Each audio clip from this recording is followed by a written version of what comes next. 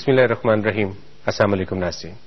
Programme اسلام اور انسان کے ساتھ میں ہوں آپ کا میزبان ریاض خان، اور آج جس موضوع پر ہمیں بات کرنا ہے وہ ہے اسلام اور بیمار پرسی کی اہمیت.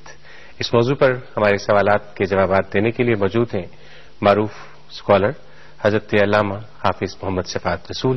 السلام علیکم علامہ صاحب. وعلیکم السلام. ایک دفعہ پھر آپ کا بہت شکریہ کہ آج آپ تشریف لائے ہمارے اسٹوڈیوز میں ہمارے سوالات کے ساتھ. علامہ صاحب، ہر انسان بیمار ہوتا ہے اور اس کو یقیناً اچھا بھی لگتا ہے کہ لوگ اس کا حال احوال پوچھنے کے لیے آئیں، لیکن اس حوالے سے اسلام ہمیں کیا حکم دیتا ہے اور اسلام میں بیمار پرسی کی اہمیت کیا ہے؟ اسلام میں ایک یہ سوچ ڈیولپ کی گئی ہے، ابھارا گیا اس سوچ کو کہ انسان تو اپنا ہر عمل اللہ کی رضا کے لیے کر، ہر تیری حرکت، ہر تیری گفتگو، چلنا پھرنا اٹھنا بیٹھنا، تیرے ہر عمل میں ایک عنصر شامل ہونا چاہیے، اور وہ یہ کہ میں نے یہ کام اللہ کو راضی کرنے کے لیے کرنا ہے. اب اس میں دوسری بات جو ہے وہ یہ ہے کہ اللہ رب العالمین کو انسان سے کوئی غرض نہیں، انسان سے کوئی مطلب نہیں، انسان سے کوئی لالچ نہیں، یعنی انسان اللہ کی ضرورت نہیں ہے. اس لیے اسلام میں ایک بہت بڑا چیپٹر ہے جس کو حقوق العباد کہتے ہیں، اور حقوق العباد کے بارے میں نبی پاک صلی اللہ علیہ وسلم نے بے شمار احادیث میں گفتگو فرمائی ہے اور اس کی اہمیت واضح کی ہے. تو یہ بیمار پرسی جو ہے یہ بھی حقوق العباد میں ایک بڑا حق ہے اس معاشرے میں بسنے والے انسانوں کا ہم پر. اور قرآن پاک میں اللہ تعالیٰ نے جو فرمایا ہے، ارأیت الذی یکذب بالدین فذلک الذی یدعو الیتیم ولا یحض علی طعام المسکین. کیا اے میرے پیارے نبی صلی اللہ علیہ وسلم آپ نے دیکھا اس شخص کو جو دین کو جھٹلاتا ہے، جو آخرت کو جھٹلاتا ہے؟ اس کے بارے میں قرآن نے آگے ڈیٹیل اس صورت میں بیان کی ہے.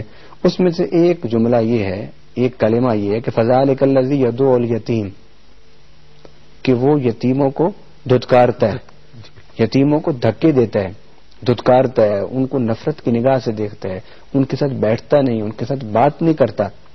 اب یتیم کسے کہتے ہیں؟ یتیم معاشرے کا وہ حصہ جس کے بارے میں ہم کہتے ہیں جس کا باپ دنیا سے اس کی چھوٹی عمر میں رخصت ہو جائے. اور دوسرا معنی یتیم کا وہ لوگ بھی ہوتے ہیں جو معاشرے کے لوگ جو تنہائی کا شکار ہوں.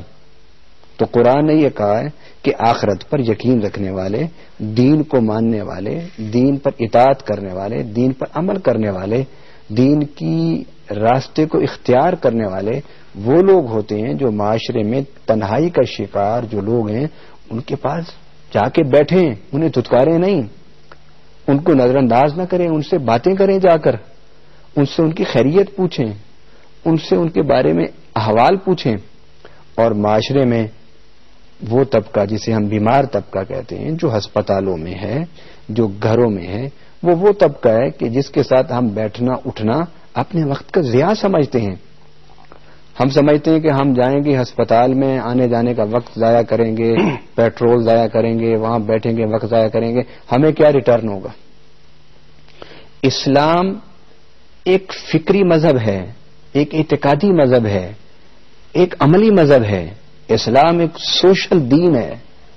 اسلام اگر ایک انسان کو مسجد میں لا کے نماز پڑھنے کا کہتا ہے تو اس مسجد سے نماز پڑھنے کے بعد اسے نکال کر معاشرے میں کھڑا کر کے ایک مضبوط سوشل کردار ادا کرنے کی تعلیم بھی دیتا ہے.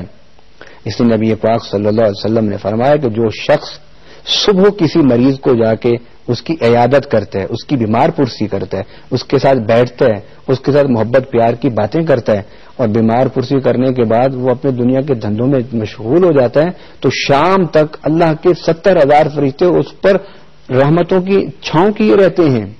70,000 فرشتے اس کے لیے شام تک دعائیں کرتے رہتے ہیں.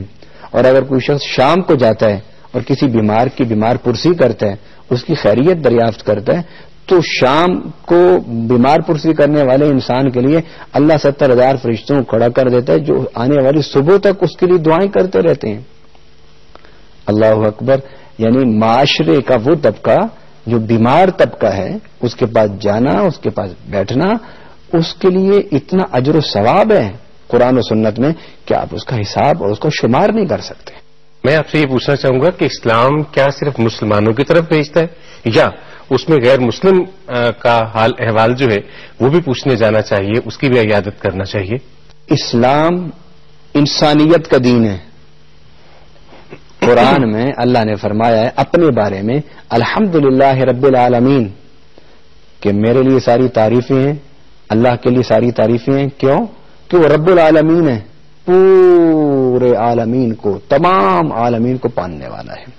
اور نبی پاک صلی اللہ علیہ وسلم کے بارے میں اللہ نے کہا وما ارسلناک الا رحمۃ للعالمین کہ اے پیارے نبی صلی اللہ علیہ وسلم ہم نے آپ کو تمام جہانوں کے لیے رحمت بنا کے بھیجا ہے. اور قرآن کے لیے بارے میں اللہ نے فرمایا ان هو الا ذکر للعالمین کہ یہ جو قرآن ہے یہ عالمین کے لیے نصیحت ہے.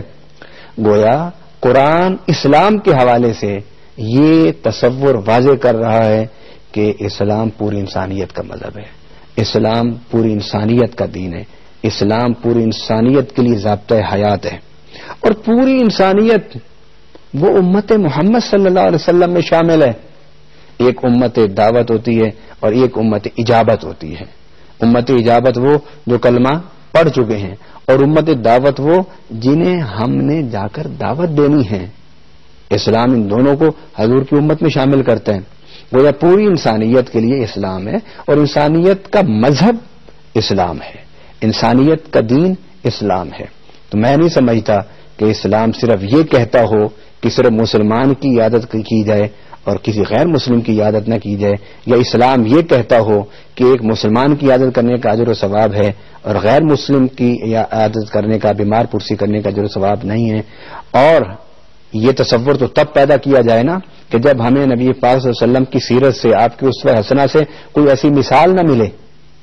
ایک حدیث پاک ہے نبی پاک صلی اللہ علیہ وسلم کے حوالے سے اور بخاری شریف کی حدیث ہے کہ حضور صلی اللہ علیہ وسلم کے پاس ایک یہودی نوجوان آیا کرتا تھا اور حضور کی خدمت کرتا تھا.